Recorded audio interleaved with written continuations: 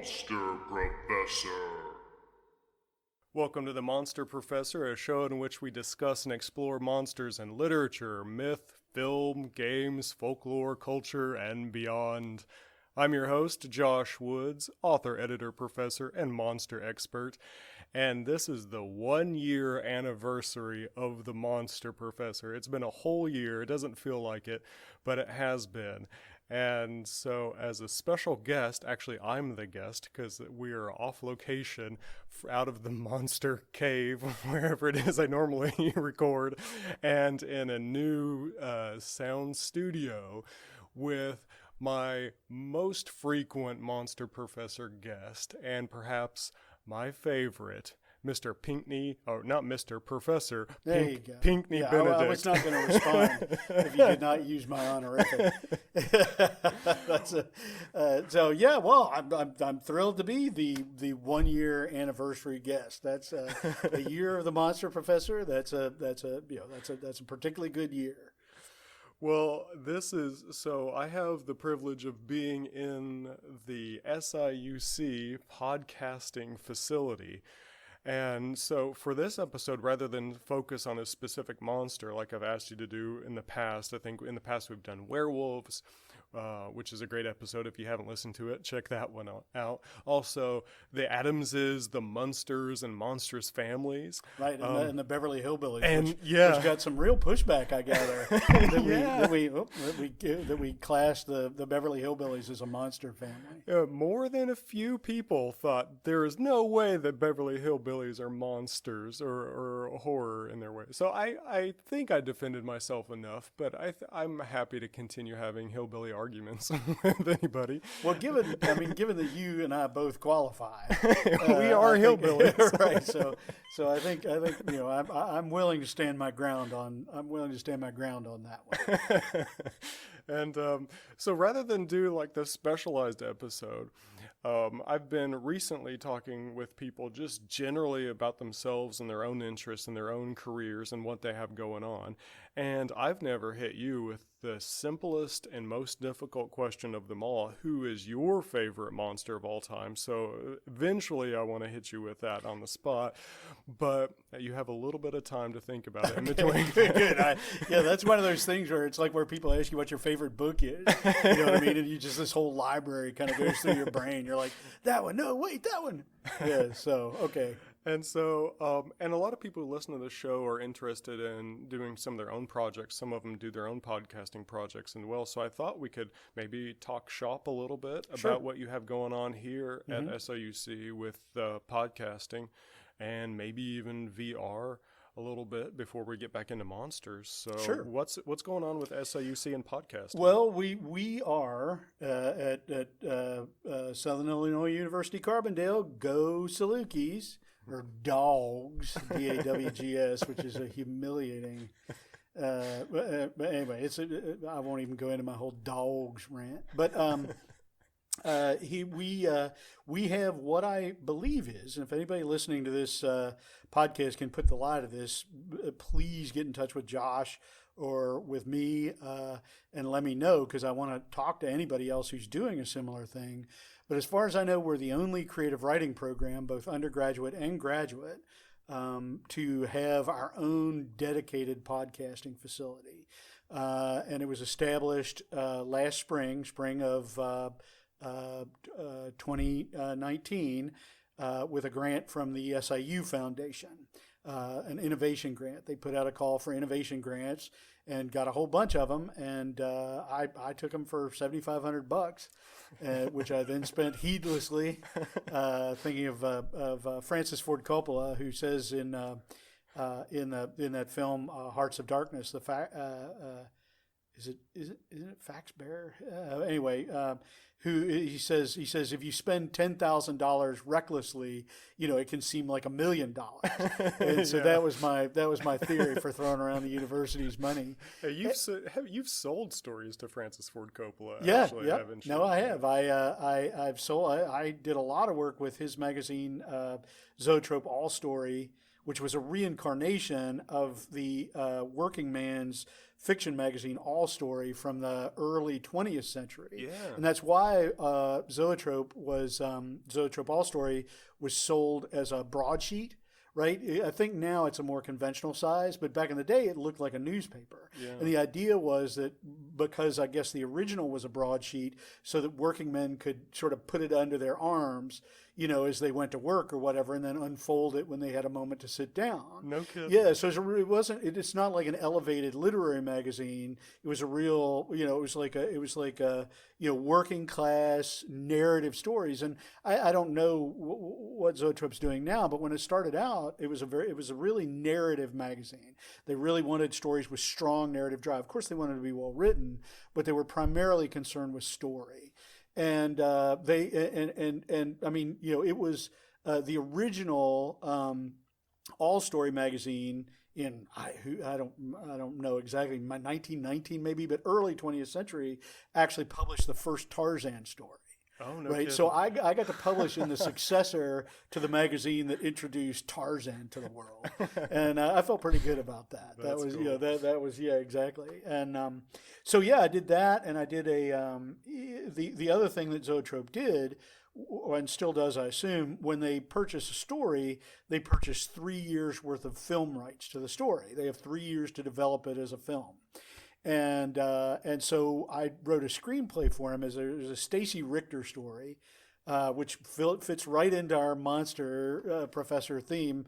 But it's a story called "The Cavemen in the Hedges," and it's about this suburban neighborhood and this kind of suburban couple. They used to be anarchists. They used to be wild and fun and free, but now they're kind of settled in, and they're feeling a little bored with their life. And all of a sudden, presumably out of their id, but nobody knows where they come from, these cavemen just start showing up in their neighborhood, and killing and eating dogs and defecating everywhere and chasing people down the street and stuff like that. And so they have to figure out, like, how as suburban people do you deal with cavemen? It's a great idea. It's a terrific little story, really good idea. And so Zoetrope Coppola paid me a ton of money to adapt that into a screenplay.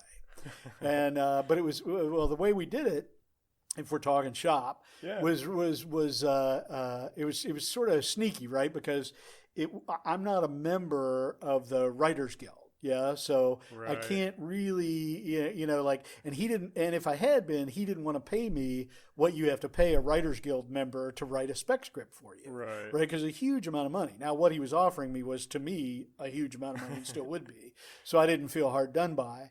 But what he had me do was take Stacy Richter's short story and adapt it into a novella, so about a 27,000 word novella, Uh-huh. which just happened to be written in the present tense with Separate dialogue.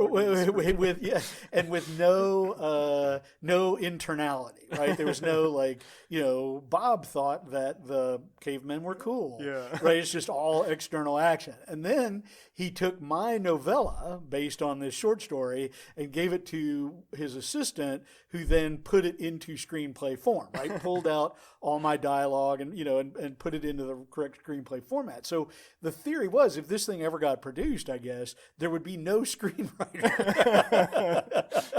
That sounds rather underhanded and Coppola. No, it was. I was very impressed, and since That's I was sort of cool. on the paying end of it, I was just like, hell yeah, whatever. I'm happy to be a pirate. Did he talk this over with you in a shady little Italian restaurant? No, sadly, the only contact we had, we exchanged some emails, and we talked on the phone. And it was really weird to hear that voice coming out of a telephone. And at one point, actually, he was asking me to do a bunch of rewrites, and I just felt like we kind of weren't connecting on what I'd tried to do with the script and that kind of thing. And so I remember getting him on the phone, and saying, "Geez, Francis, I think maybe these rewrites, maybe you want to get somebody else to do them." And I think he took it I don't know if he thought that was a bid for more money, but he was just like, "No, I don't mean." Yeah, I mean, it was really weird to hear Francis Ford Coppola become defensive with me, because all I meant was, yeah, I think I'm not giving you what you want, and you're a god, and so you should have what you want. Yeah. And, and so maybe, I'm happy to gracefully bow out of this. Yeah. But I don't think he read it that way. And so I made Francis Ford Coppola feel defensive. So I've accomplished something in my life, even if it was nothing particularly good or notable. But that was a really fun assignment, because I had to take what was a very compact, literary short story, but with a genre plot, right? And that's a great place to be, I think, is that you have genre plot elements, you have kind of genre elements driving the story, but the language is at a very high level, and it's someone who someone with a really terrific sense of language and that sort of thing. It's a great place to be in, and I wanted to try to reproduce that in the film. Yeah, I wanted to make a film that was intelligent, that was art, but that also was really about cavemen. Yeah, that's something that filmmakers seem to get right away, and maybe it's the market being their lifeblood rather than the academy being their lifeblood. Is that like you can tell any powerful message or get as deep as you want to literarily on film, but it needs to work as a freaking story. Like Right. So many filmmakers get it, and some writers get it, and a lot of those writers, or good portion of the successful writers, are the ones who get it. But there seems to be a huge learning curve among writers of getting that sense of like, look, you can tell that you can get across the real message that you want to get across, or the deeper themes you want to get across, but you need to get the audience on the train first, and you Right. need a train that's heading somewhere that they get what they're getting on. You got to make that invitation, right? I mean, Yeah. train, all aboard, right? You're right. Like that's a really exciting thing to hear. There's a journey beginning. We've got a destination in mind. There's a very particular way to get there. We're going to see unpredictable things out the windows as we go along. And it's powerful, right? Like if you've ever stood in, as close to the tracks as you can get when like a, 3 locomotive, big old diesel train goes by. I mean, it's a Yeah. really physical experience, right? Yeah. And too many young writers, I think, and probably older writers too, but a lot of the young writers in my experience, particularly at the graduate level, tend to think of writing as a mental exercise, as an exercise of the forebrain, right? It's something you think, you sort of think your way onto the paper. Yeah. Or something like that. And I talk a lot in my classes about physicalizing and embodying the fiction. To actually make it physical, to make not just to include physical detail in the writing, although that's a big part of it, but also like thinking about, or not even so much thinking about, but feeling the story in your body and feeling like, what does it feel like when you say, Jessica slapped Joe? Like, what does it feel like to get slapped? Slap yourself. Have somebody else slap you. Like, it's stunning. It's startling. It makes you cry.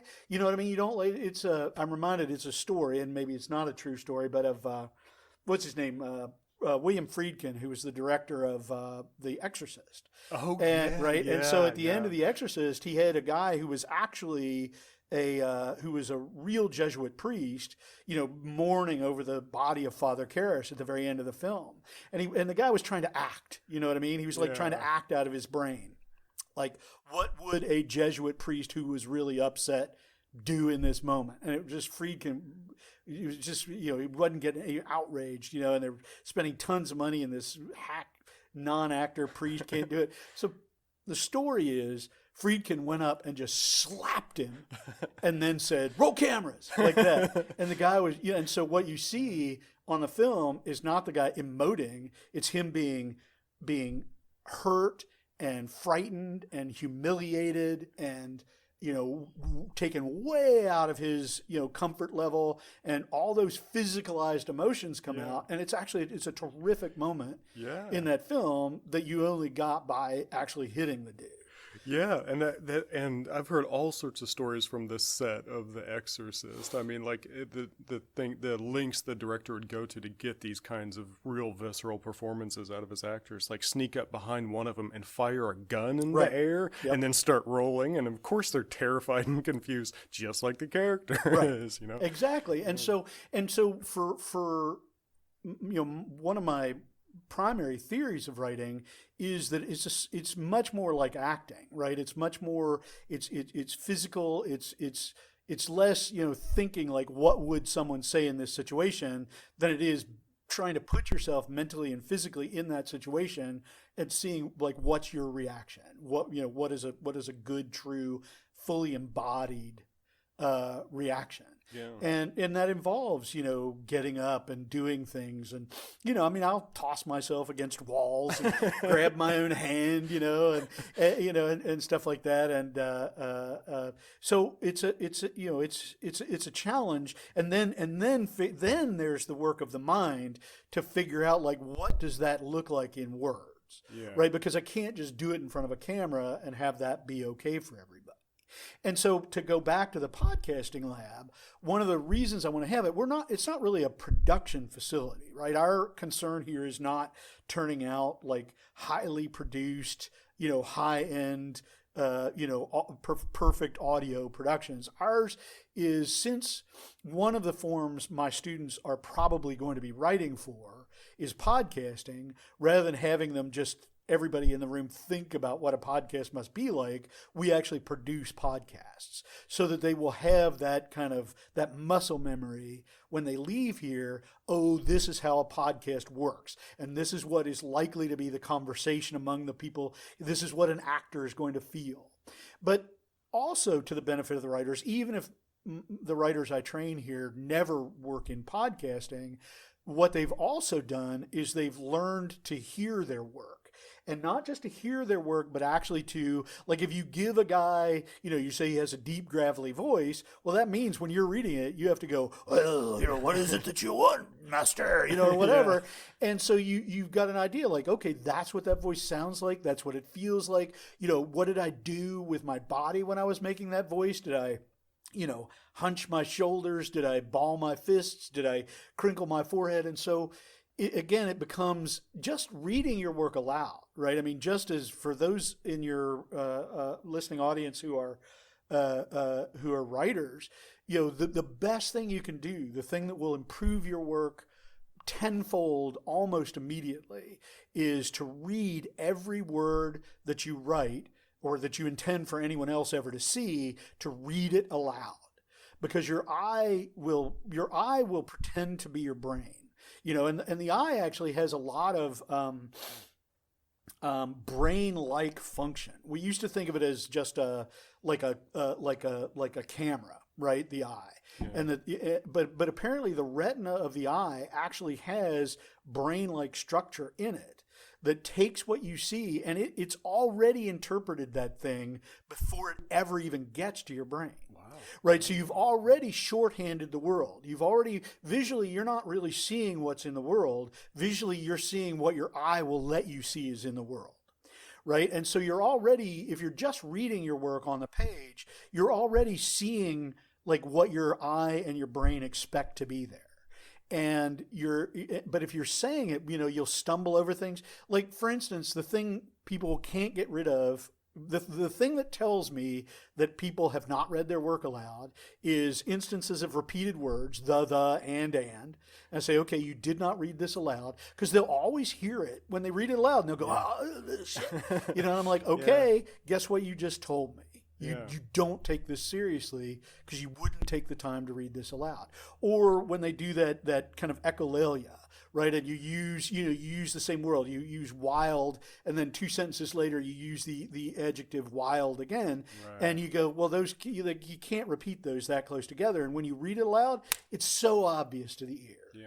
Right. So that's one of the functions of the podcasting lab is to get people to and to just understand what performance is, because writing is just performance on the page. And so, what does a dynamic voice sound like? How do you get people interested in a story that you're telling them? How do you get the people who are performing your story to be interested? Do you let them rewrite things a little bit? Do you let them pick the voice that they want? You know what I mean? That, that kind of thing. And, and what do you do when your actors are crappy actors, right? Like we're crappy actors. We're writers. We don't act, but we're the only people we can count on to show up, right? And anybody they can get to show up, that's fine by me. But think how good your work has to be to survive like 5 crappy actors and not so great audio production. Yeah. If you can produce a good podcast out of that, then you've really done something. And so, and I'm sorry to dominate the conversation this way, but that brings us to the Miller Audio Prize, right? Which in our first semester, and because we were working on this stuff, it was 6 weeks into our first semester that this work was produced. We had 2 students in the MFA program here. The Miller Audio Prize is as you might guess a prize given to recorded fiction. They have a documentary category. They have prose, which is both fiction and creative nonfiction. They have poetry and they have humor. Yeah. And you can do anything you want. It can be one person reading. It can be a fully dramatized production. It can be a story being read, but that has voices, that has maybe some underscoring, maybe some sound effects. So it's the full range of what narrative sounds like now. Yeah, and right? This is out of Missouri Review, right? Missouri so, Review, I mean, right. top level prestige. Yeah, top tier literary magazine, well established. As far as we know, this piece is the first piece of science fiction the Missouri Review has ever dealt with. But so various people, all of the graduate students in the fiction program did an entry for the Miller Audio Prize, and they took every different approach to it you can imagine, right? So traditional read stories, all of those things. So we ended up, Mandy Jordan, who is a upcoming third year MFA here, won first prize in the prose category with a story of hers called Inheritance, which has robots in it. So I would be willing to bet dollar to donut holes, first robots ever to be selected by Missouri Review. Yeah. And it'll be on the front page of their website. That will be. And another MFA who's also coming up third year is Will Holcomb, and he won the humor category for a piece called 8 Missed Phone Calls, and it's just recordings. It's a guy's voicemail. And he's getting all these voicemail messages because he's let these people house sit his house, and his house is somehow now just collapsing into other dimensions that also have his house in slight variations, and it's all the relationships and all the people keep piling up multiple examples of themselves and taking themselves hostage, and at one point they're all going through, and there's this one guy who's a pizza delivery guy who keeps showing up, and in one dimension he's become this kind of authoritarian, and so he's just started writing numbers on everybody's forehead, so that they know what iteration of the person they are, so you'll have Allison 6, and Roberta 4, whatever. It's a very funny story, but it also would have worked, I think, in the prose category. Yeah. Like it is an inherently funny story, but it's also in exactly the way we talked about.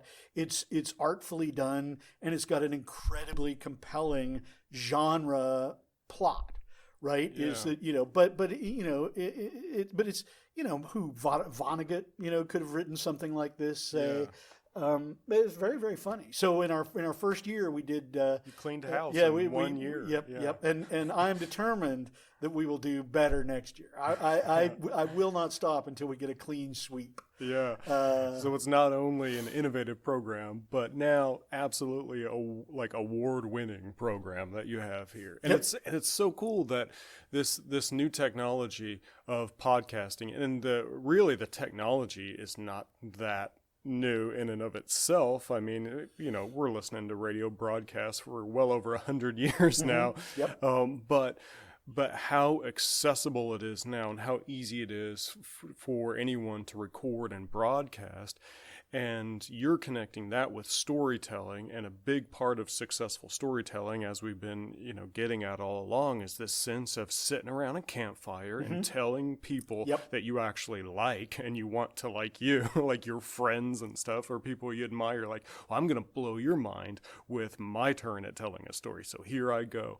Like getting it back to that mode of storytelling, which is, that's about as atavistic as you can get. That's about as ancient as you can get, because we've been doing that deep into prehistory.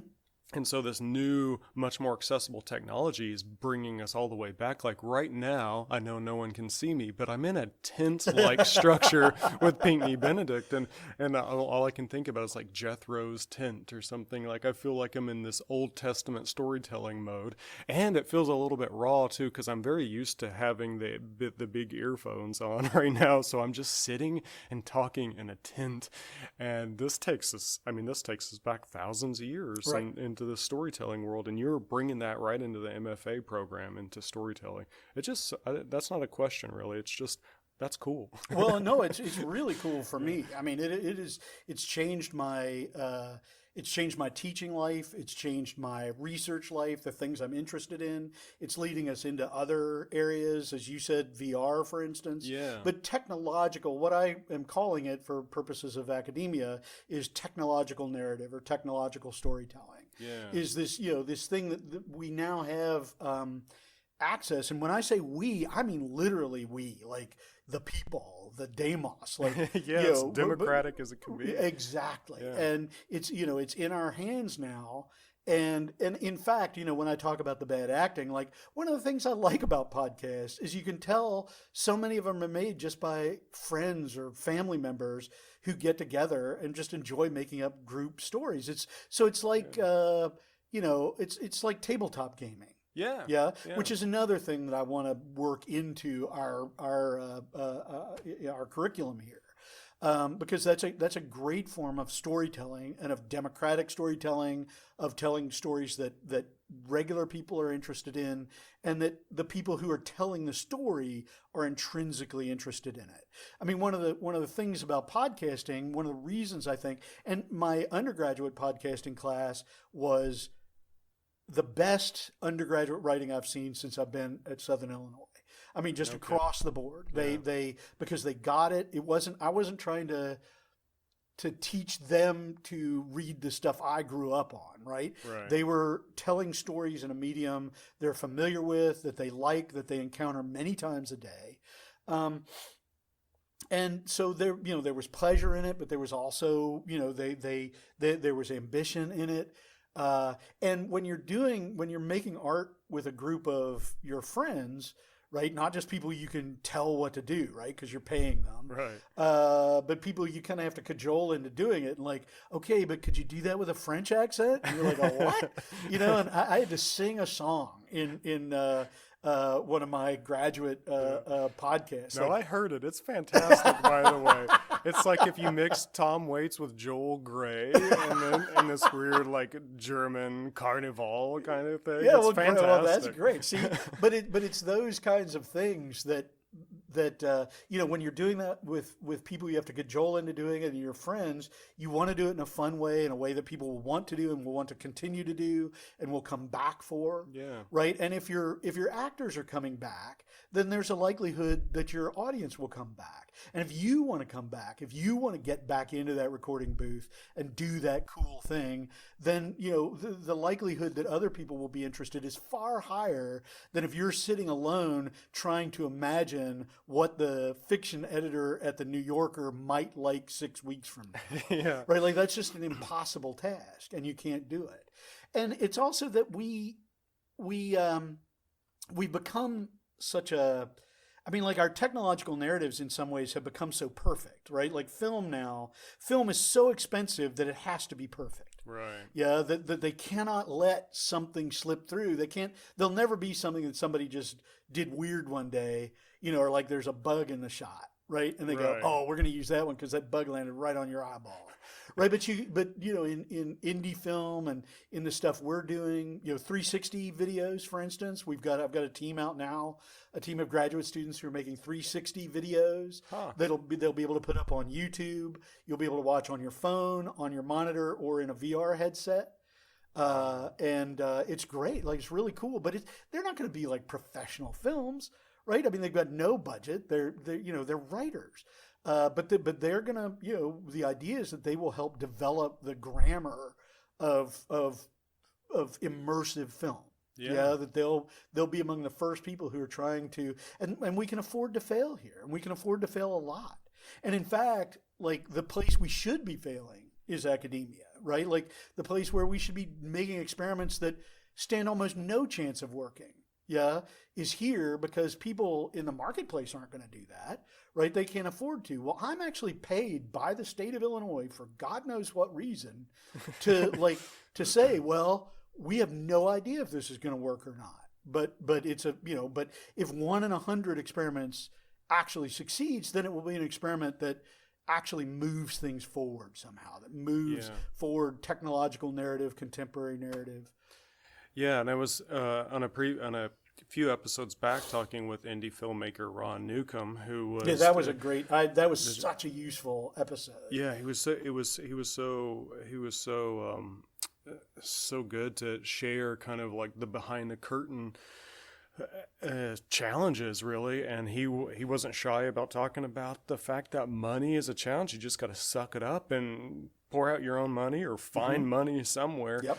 But here is a chance to really like explore and experiment without having thousands of dollars on the line, let alone tens of thousands of dollars on the line. Although, for instance, we're in a fairly traditional, program here that until very recently, none of this stuff would have been considered, right? And a lot of the graduate students were like, why are you changing directions in our program? And it feels a little bit like the medieval church. And I started nailing something to the door, thinking, I don't want to leave the church. Like, I'm happy to be a Catholic.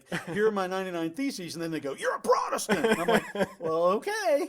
But it looks like Protestantism is going to win. Don't you think we could maybe still be together? No, you're a Protestant. We'd rather die Catholic. Anyway, so none of my colleagues are listening to this, so this is all right. And I love my colleagues. Yeah, they're not listening. But I had to, build my own computer for VR, right? That whole VR rig for 2 years, for 2.5 years in my office until I had school subsidized VR. That was mine. I built the computer with my son. I figured out how VR worked. I had a little tiny hood and that Yeti microphone, that same microphone you've got. Yeah. I've still got that and my little, booth that you just stick your head in and throw a cloth, like a little tiny confessional or something. You throw a little cloth over your shoulders. Yeah. And that's how I was making podcasts. Yeah. Until, and doing recording and stuff like that until very recently. And so you do have to, like, there is that entrepreneurship to it. You just have to go, well, this is worth doing, whether it succeeds or not, and whether or not the university picks it up. And now, VR, 360 filmmaking, podcasting, that's most of my job now. Yeah. And that's a brand new thing, and it's great. It is altered, like, it makes getting out of bed in the morning, a real pleasure. Like, I'm like, oh, what weird technological disaster is going to overtake us today? And people sometimes wonder, for me, like, oh, you're the monster professor, so is this like funded through a college or university? Well, I am a professor at a college, but no, not at all. I just completely did this stuff on my own, and I wanted to do it as cheaply as possible, and minus the equipment, I found a way to do it for $0. And so there are ways to do it. And as part of an experiment, and part because I'm just stingy, like, I don't mind blowing money. I just want to blow money on things I decide to blow money on. And here was a weird experiment where I wanted to do that. And you were kind of on your own too. It was up to you to make it all successful first, and then the institution wants to come in and go, all right, now let's help you continue it. Yeah. Well, let's help you. Yeah. Yes. No, it is. Yes, I'm getting a lot of help from the institution now, which is really Yeah, sweet. But that's cool. I mean, I don't know if we're maybe not supposed to reveal biographical details about you, but you were my student here at Southern Illinois as a graduate student, MFA, and that was a decade ago. And so, can you imagine what the reaction of those students who were very traditional, MFA students, what their reaction would have been if I had said, hey, we're going to computer gaming, I'm going to teach a whole class, a whole graduate workshop, and all we're going to do is make up computer games and record shows. Oh my God. Like with a few exceptions, my classmates would have just been like, they would have had their noses in the air so much about that. Like they would be aghast at anything. And aghast. Yeah, that's exactly. I mean, and when I think of them, I do sort of put on that like fake Thurston Howell the Third. They would do that.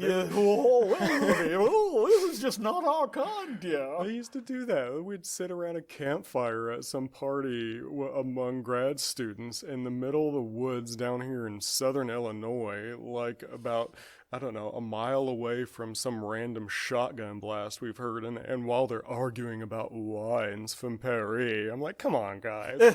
We're down here in the woods. We're telling stories for a degree.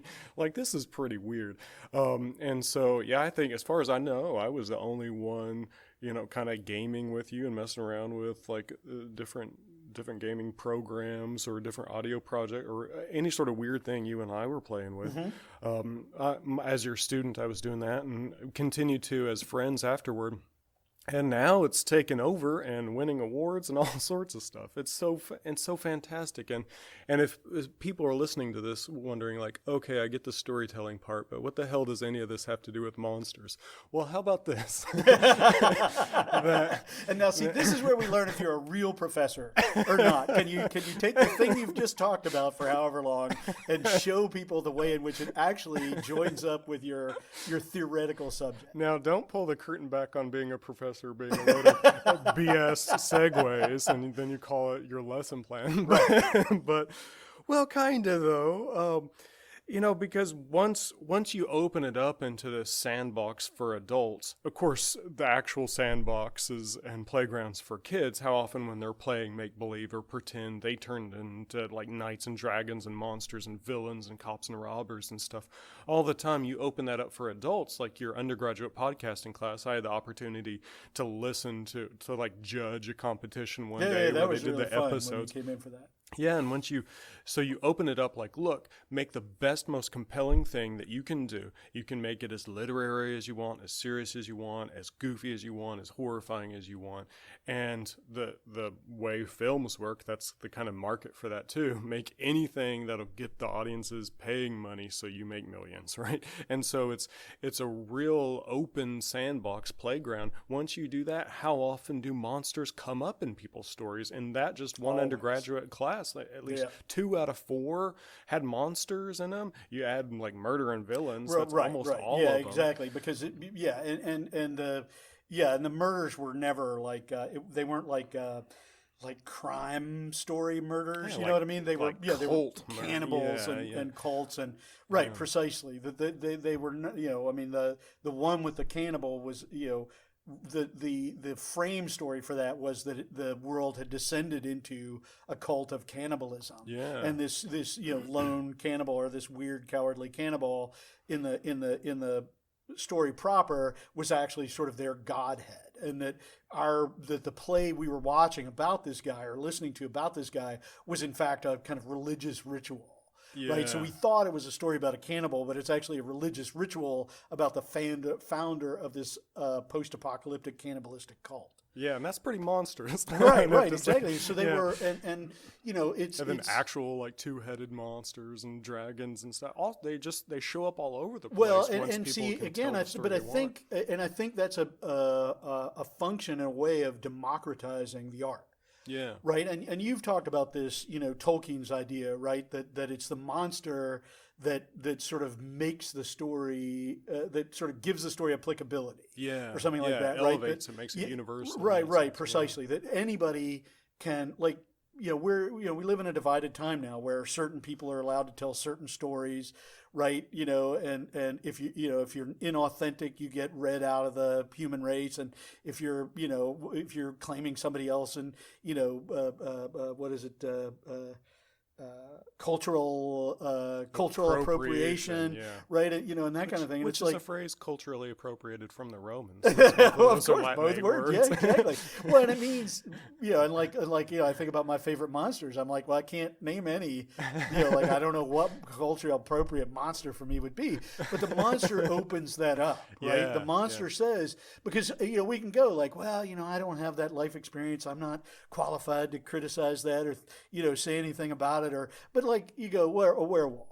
And nobody's like, oh man, I can't, the werewolf experience, like I can't speak to that, and I feel intimidated by the werewolf experience, and you know what I mean? Yeah, I don't know if I can lend an authentic voice to it. Yeah, exactly. Yeah. And so I really do think that's not just a sort of highfalutin. In fact, I think that's the most democratic thing you can say.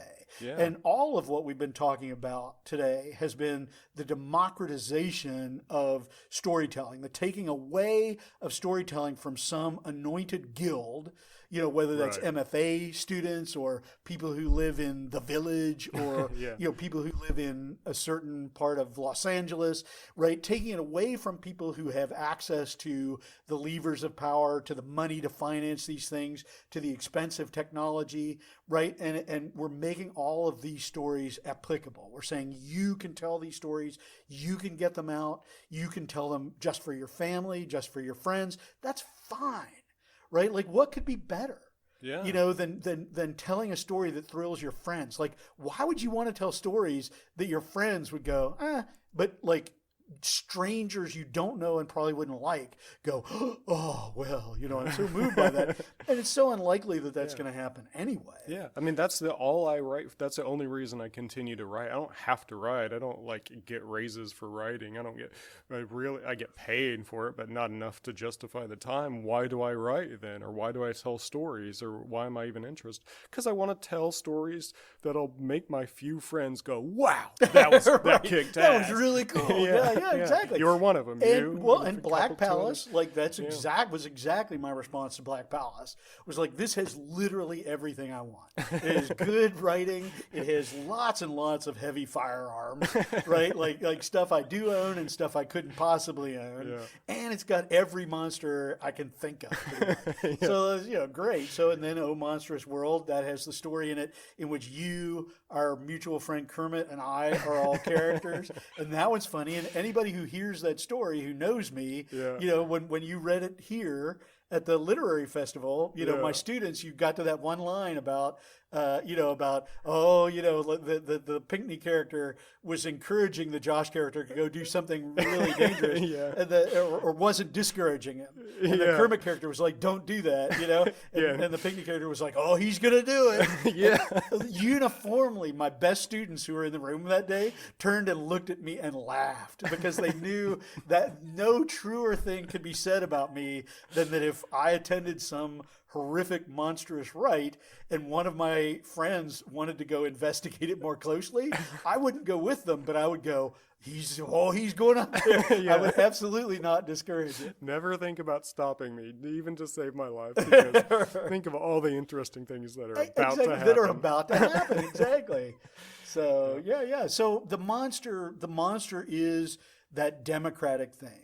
And if you put a monster in your fiction, whatever form that fiction takes, and somebody turns their nose up at it, you know that person doesn't have a democratic bone in their body. Right? That person is, you imagine somehow that they are better than the common run of humanity. That's just, I don't think I have a friend who wouldn't like a monster story. You know what I mean? Right. And if I did, I would have to question how much I really want to be friends with that person, right? Because, but that's, I actually hadn't thought about this until right now, but I think that's just right. That's the marker of kind of the taste of the demos, and not because it's low, but because it is truly universal. Yeah. The monster, and as you said, like in your witch episode, no culture that you're aware of doesn't have witches. Yeah. Right? Lots of cultures have this, don't have that, whatever. But boom, here's this one thing that if you say to anybody on the globe, you find out their word for witch, they mean pretty much the same thing you do when you say witch. Yeah. Right? Now that's universal. Yeah. Yeah. Who was it?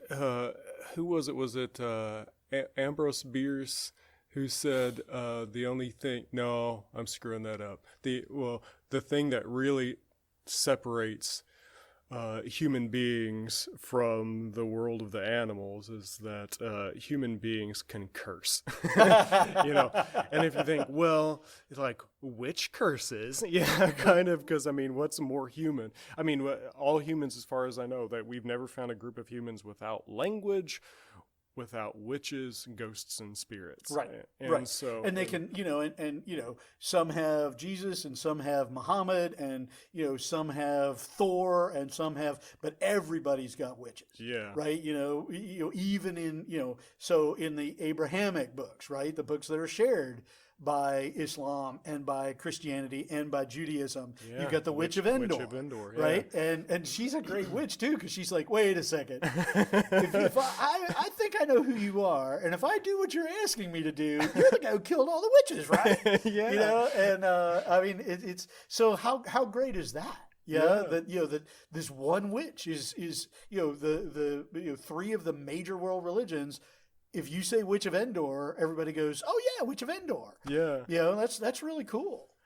So, if I have no idea how we are in time right now, but I think we're probably pretty deep into it. So, and we're already on monsters, and so I'm gonna hit you with it now. I've been preparing. Pinckney Benedict, what is your favorite monster of them all? Okay, well, so I tried to frame this not just in terms of an impulsive, because I get to make this choice once. Yeah. You know what I mean? So you can change it later. Well, no, I understand. But this is I'm going on up the on Monster a permanent Professor. I'm record. declaring myself publicly. Everybody, millions of people will hear this. So I'm pretty much locked in at this point. So my first thought was, and this is, I think, because I've been doing a lot of stuff with the Odyssey. Really excited about the Odyssey. So great. Monsters galore, nonstop monsters. And I thought, got to be the Cyclops, right? Because he's a dude. Polyphemus. Right, like me, my left eye doesn't see that well, so I'm kind of one-eyed. And when I told my son I was doing a thing with the Odyssey in VR, he was like, "You have to be the Cyclops." So even my son thinks I'm Polyphemus. He's cool, right? And he, and I like that he, like his neighbors. He apparently they don't seem to like him very much. You know what I mean? Like he's this hermity kind of guy. Yeah, they're all he needs help. But we kind of don't want to have to help. Right, him. exactly. If we have any excuse, because clearly he's not really going, "My eye's been put out." And they're like, "Who put it out?" He goes, "Nobody put out my eye." Like they could figure that out, right? But they're just like, Polyphemus is, he's drunk all the we just don't like this guy.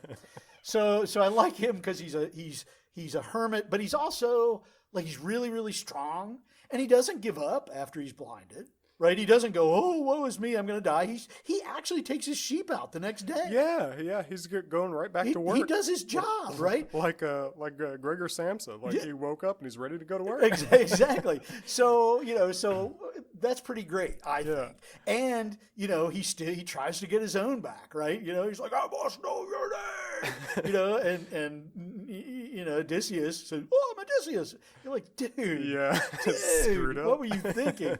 So I like him, but then I thought, well, but maybe that's temporary, right? Like when I'm a year out from this, this project, am I still going to think Polyphemus is the best monster, even just generic Cyclops? Cyclopes, I think they're. Cyclopes? Okay. Yeah.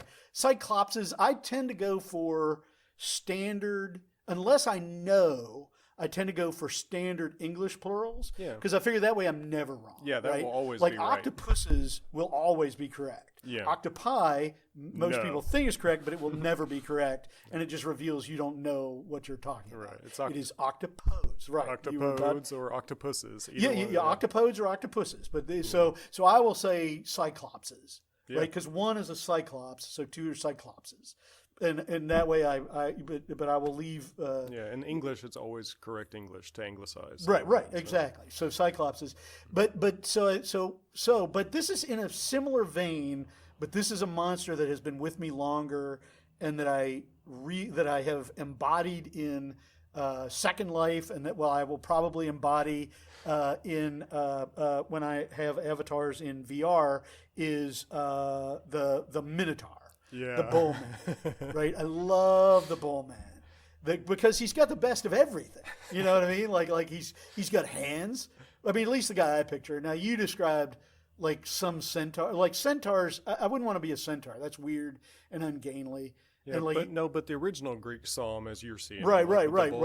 Exactly. Yeah. Bullhead. You got a bullhead, torso of a man. So you've got hands. You got opposable thumbs. Right. You can still make sandwiches and all the things opposable thumbs are important for. You got hooves, so you don't have to worry about shoes. You got hard hooves. You can. Well, yeah, you eat humans, so your meal's coming to you. Exactly. Right now. You've got horns, so you can punch people. You can hook people with your horns. You can bash them with your forehead. You can kick them with your hooves. It seems like the Bullman has got it all. There is the Kid Rock song, I Am the Bull God, which I can listen to over and over and over again.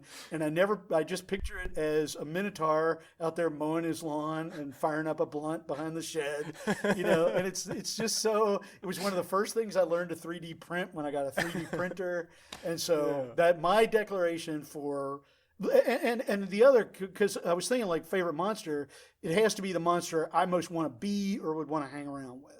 Right. Not like, and I would love to be a Bullman. If I woke up tomorrow and like Gregor Samsa was transformed, but not into a bug, but into a Minotaur, totally happy. I could absolutely make that work. And you could probably talk with both of them since they're Greek monsters. You speak Greek, right? Well, I've read a little Greek. I have to say. You can write notes to each other. right, assuming exactly. the Minotaur is literate. But well, I think those are fantastic answers. Are we deep in? Are we 40 minutes? I haven't been keeping track. So 51 minutes. All right. So we're probably done. Well, this has been a fantastic conversation. I've really enjoyed it. And now we know your two favorite monsters of your single favorite monster as well. And all sorts, and those people who are out there who are really into storytelling but wondering, say, but is it okay to kind of tell the stories that I want to tell that aren't the prestigious or celebrated kind of literary fiction? After hearing this episode, I hope you feel a little bit more emboldened to do so and tell any damn story you want to. And if you're interested in podcasting, we didn't even get into VR. We should talk about that in a future episode. But now you have some leads on some people to check out, or even a program to check out. So I hope you're leaving with something useful, if not also entertained, because I really enjoyed it. So thank you so much. It was always a kick to be on the show, Josh. Thank you. All right. All right, man. Bye-bye.